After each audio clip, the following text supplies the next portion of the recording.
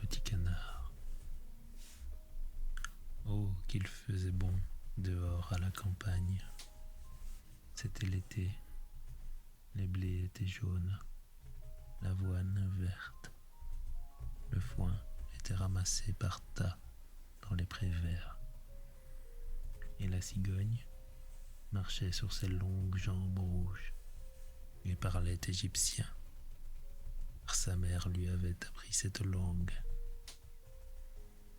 Autour des champs et des prés, il y avait de grandes forêts, et au milieu des forêts, des lacs profonds. Oui, vraiment, il faisait bon à la campagne. En plein soleil, s'élevait un vieux château entouré de douves profondes. Et depuis le mur de base jusqu'à l'eau, poussaient des bardanes à larges feuilles, si hautes que les petits enfants pouvaient se cacher debout derrière les plus grandes. L'endroit était aussi sauvage que la plus épaisse forêt.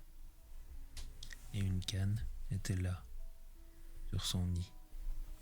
Elle couvait ses canetons, qui devaient sortir des œufs. Mais elle commençait à en avoir assez, car cela durait depuis longtemps, et on venait rarement la voir. Les autres canards aimaient mieux nager dans les douves que de grimper et rester sous une feuille de bardane pour bavarder avec elle.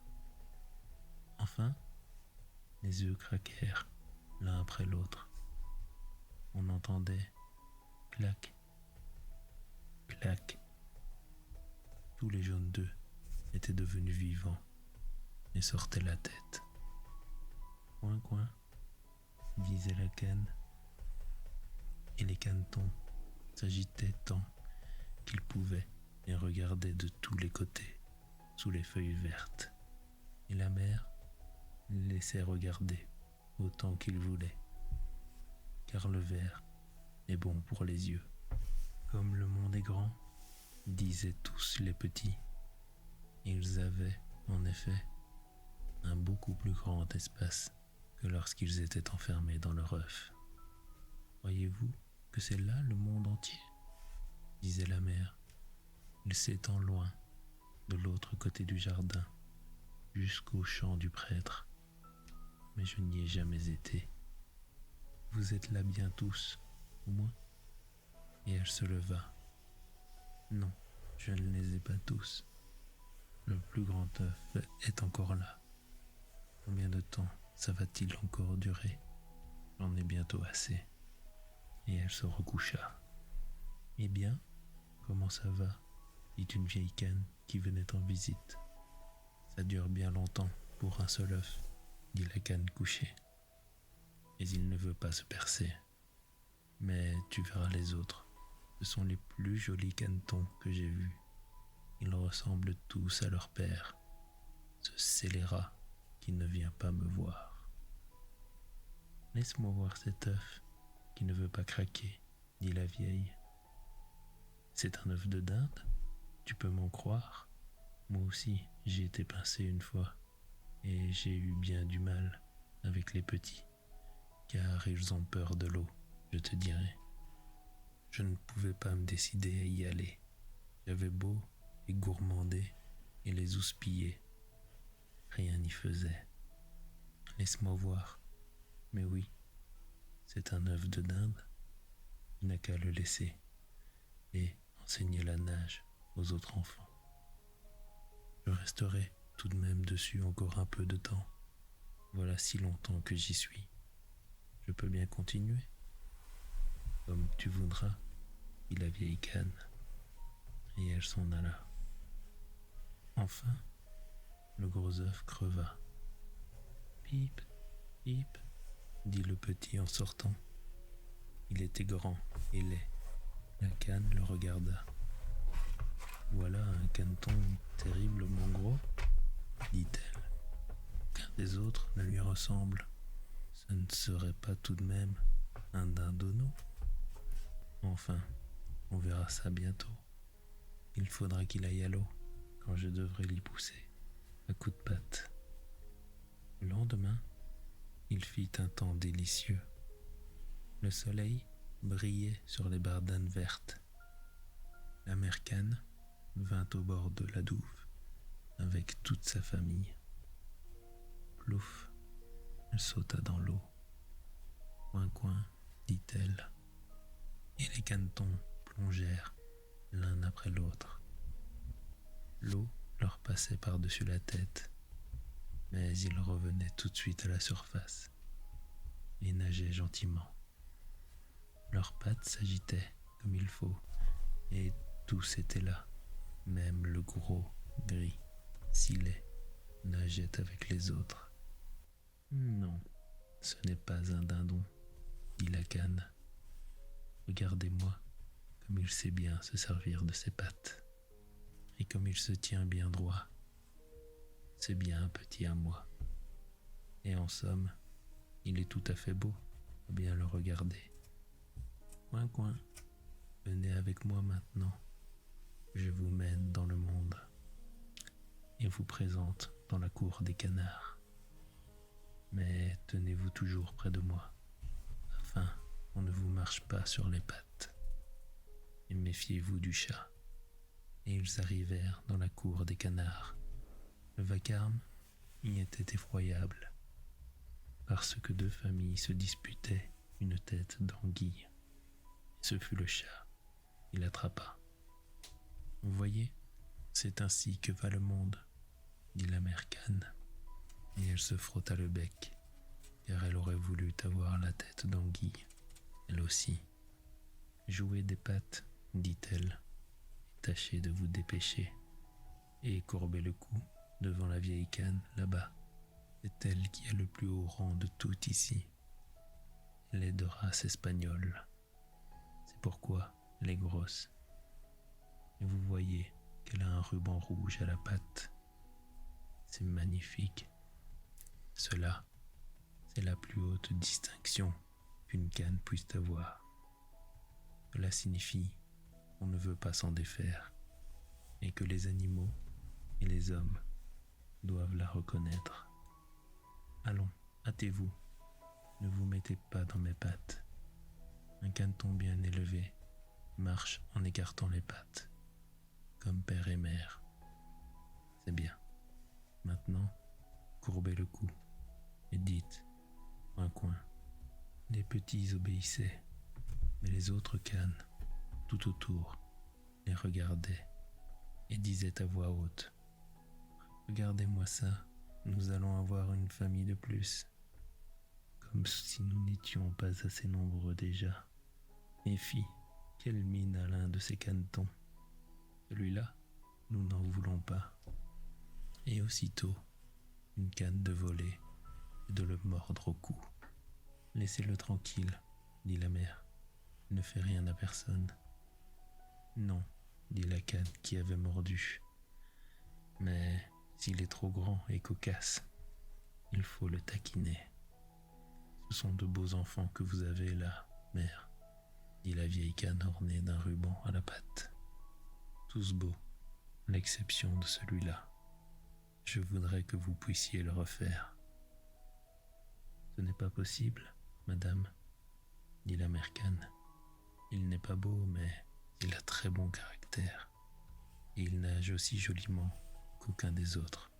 Même, j'ose ajouter que, selon moi, il embellira ou deviendra un peu plus petit avec le temps.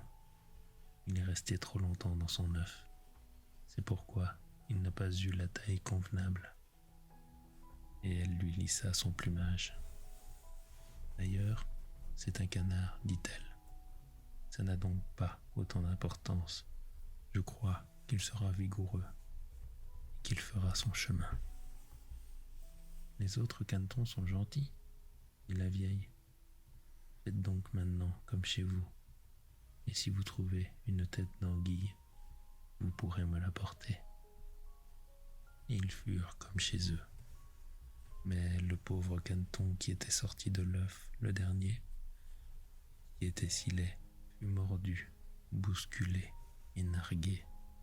à la fois par les canes et les poules.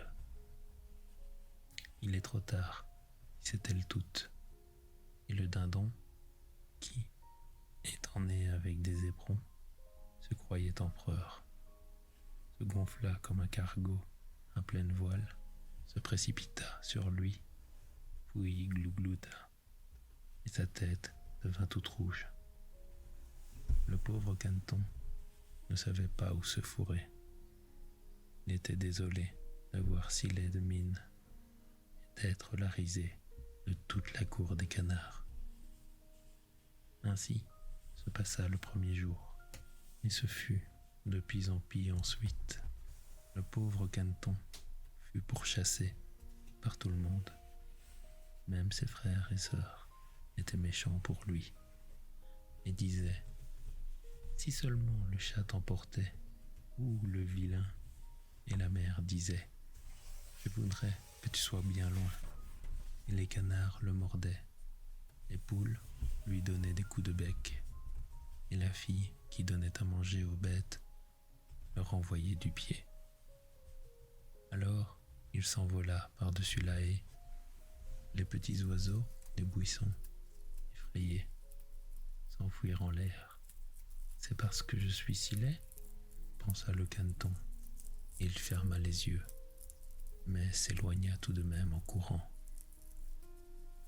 Et il parvint au grand marais, habité par les canards sauvages. Il y passa toute la nuit, très las et triste. Le matin, les canards sauvages se mirent à voler. Ils virent leur nouveau camarade. « Quelle sorte d'oiseau es-tu » demandèrent-ils.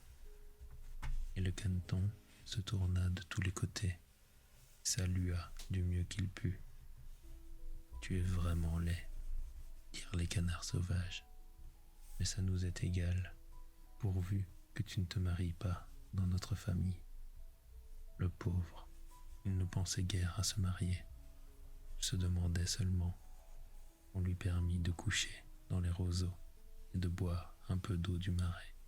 Il resta là 2 jours, après quoi 2 oies sauvages arrivèrent, ou plutôt 2 jarres sauvages, car c'étaient 2 mâles. Il n'y avait pas longtemps qu'ils s'étaient sortis de l'œuf.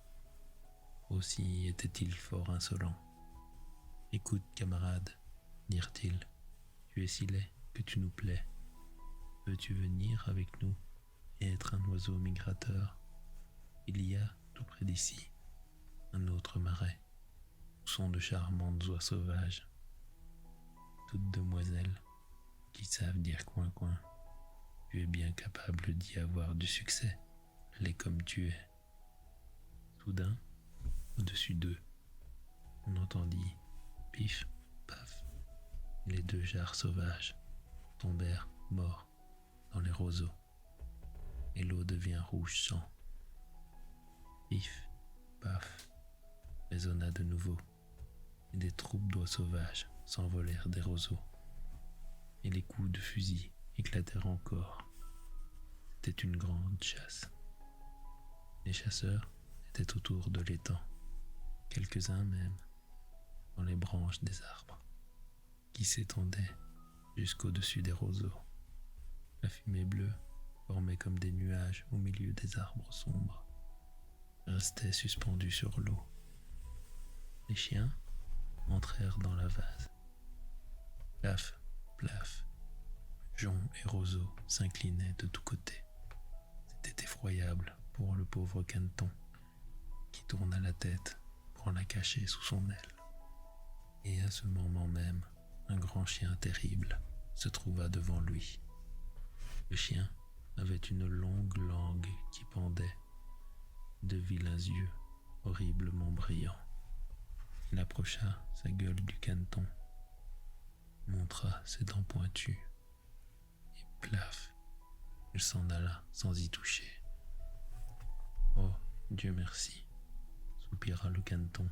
« Je suis si laid que même le chien ne veut pas me mordre. » Et il demeura immobile pendant la grêle de plomb dans les joncs et la pétarade des coups de feu.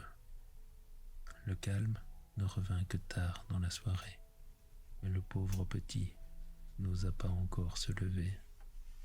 Il attendit plusieurs heures avant de regarder autour de lui, et alors il se dépêcha de quitter le marais le plus vite qu'il put.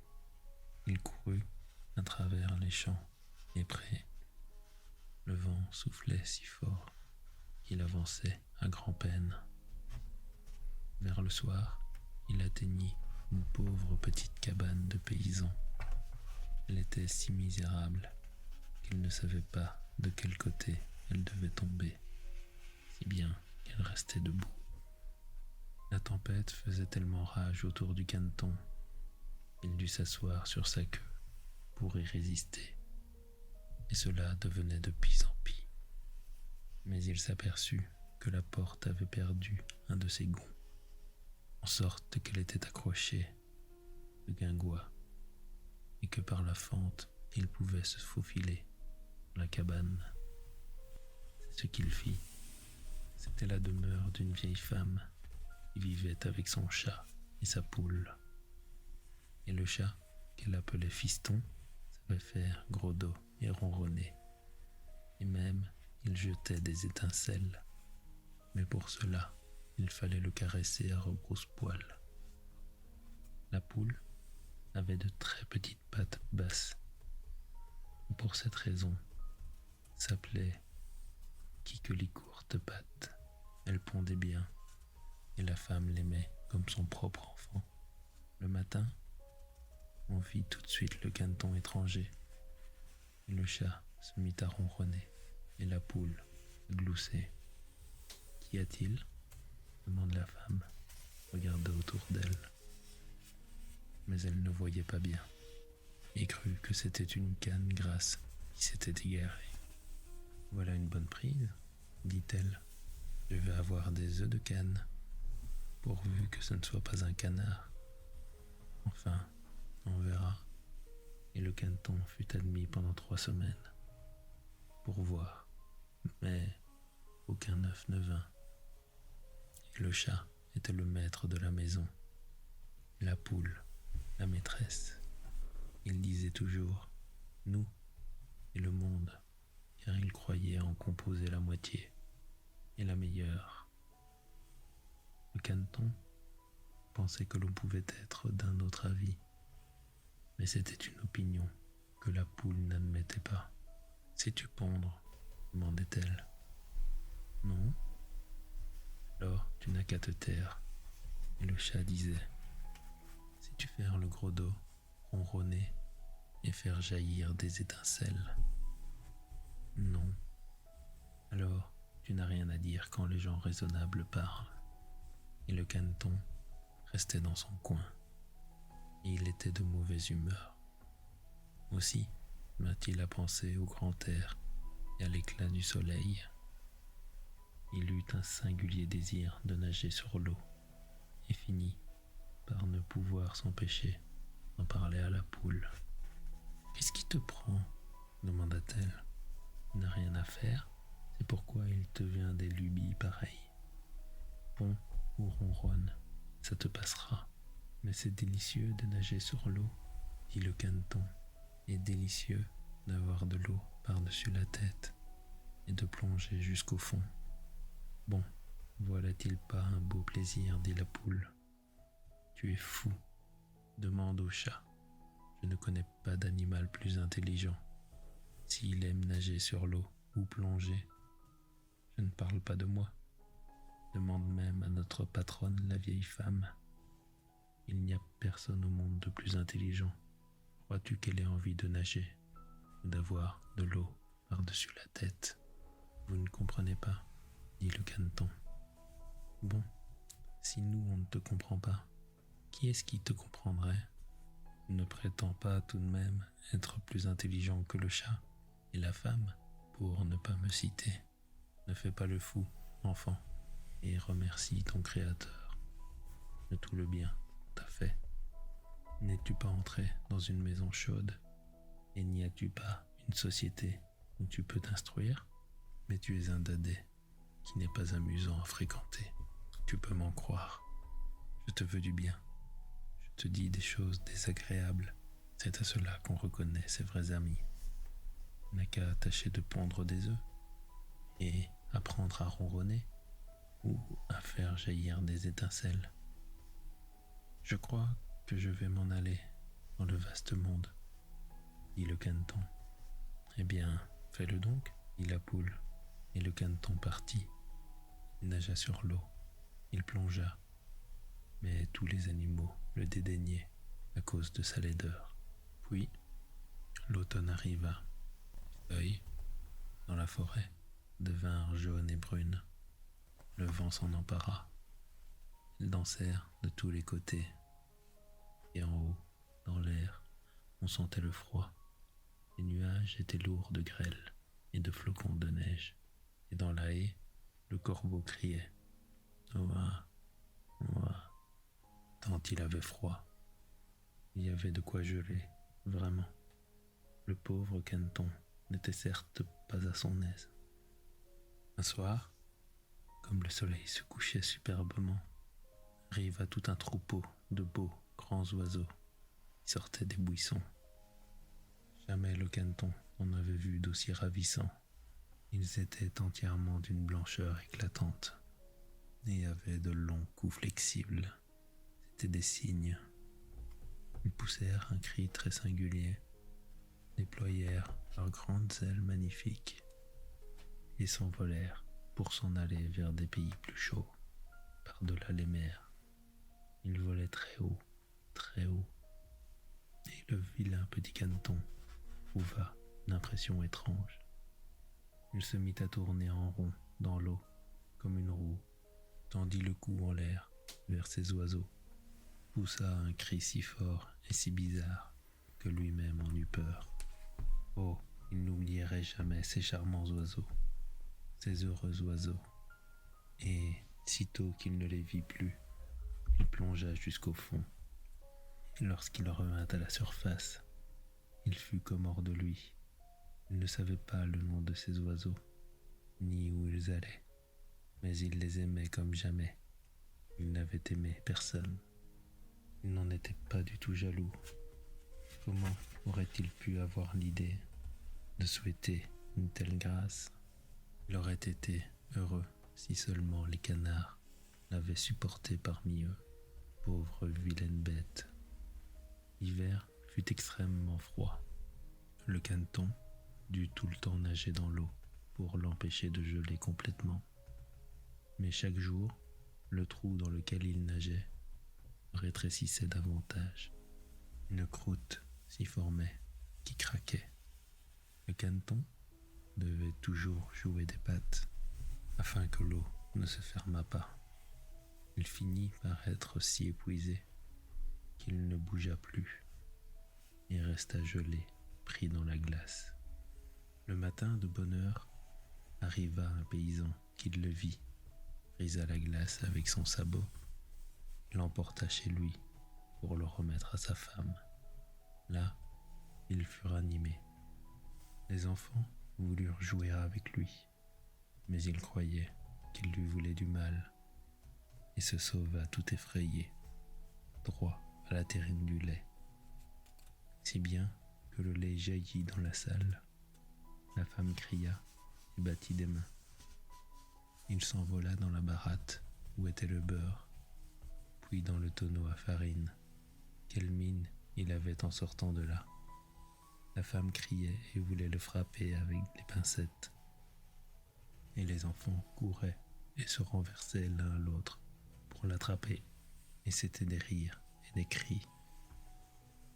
Heureusement, la porte était ouverte. Et le caneton se sauva parmi les buissons couverts de neige récente. Et il resta comme engourdi. Mais ce serait trop triste de raconter toute la misère qu'il a dû subir par cet hiver rigoureux. Il était dans le marais, parmi les roseaux, lorsque le soleil redevint brillant et chaud. Les alouettes chantaient. C'était un printemps délicieux. Soudain, Caneton déploya ses ailes, qui mourirent plus fort qu'autrefois, et l'emportèrent avec vigueur. Et en un instant, il se trouva dans un grand jardin, où les pommiers étaient en fleurs, où les lilas embaumaient et inclinaient leurs longues branches vertes jusqu'aux douves sinueuses. Oh, qu'il faisait bon là, dans la douceur du printemps. Et droit devant lui, sortant du fourré, s'avançaient trois beaux cygnes qui battaient des ailes et nageaient légèrement. Il reconnut les magnifiques bêtes et fut pris d'une étrange tristesse. Je vais voler vers vous, oiseaux royaux, et vous me massacrerez, parce que j'ose, moi, qui suis si laid, m'approcher de vous. Mais peu importe, plutôt être tué par vous que pincé par les canards, battu par les poules, poussé du pied par la fille de basse-cour, et gelé pendant l'hiver. Et il vola dans l'eau, où il nagea vers les superbes cygnes, qui l'aperçurent et accoururent à lui, à grands coups d'aile. Tuez-moi si vous voulez, dit le pauvre animal, et il pencha la tête sur la surface de l'eau, attendant la mort. Et que vit-il dans l'eau claire? Il vit sous lui sa propre image, mais qui n'était plus celle d'un oiseau gris, tout gauche, laid et vilain. Il était lui-même un cygne. Peu importe qu'on soit né dans la cour des canards, si l'on est sorti d'un œuf de cygne. Il était enchanté de toute la misère et des tracas qu'il avait subis. Il appréciait d'autant mieux son bonheur et la splendeur qui l'accueillait. Les grands cygnes nageaient autour de lui et le caressaient avec leur bec. Des petits enfants arrivèrent dans le jardin, jetèrent du pain et des grains dans l'eau. Et le plus jeune s'écria: « Il y en a un nouveau ?» Les autres enfants étaient ravis. « Oui, il y en a un nouveau. » Ils battirent des mains et dansèrent en rond, coururent chercher leur père et leur mère. On jeta de l'eau, du pain et de la galette, et tout le monde dit: « Le nouveau est le plus beau, si jeune et si joli. » Et les cygnes le saluèrent. Il était tout confus et se cacha la tête sous son aile. Il ne savait plus où il était. Il était trop heureux, mais nullement orgueilleux, car un bon cœur n'est jamais orgueilleux. Il songeait combien il avait été au nid et pourchassé. Maintenant, il entendait dire qu'il était le plus charmant des charmants oiseaux. Et les lilas inclinaient leurs branches sur l'eau jusqu'à lui. Le soleil brillait et réchauffait. Alors, ses plumes se gonflèrent. Son cou mince se dressa et ravi dans son cœur. Il cria: « Jamais je n'ai rêvé d'un tel bonheur quand j'étais le vilain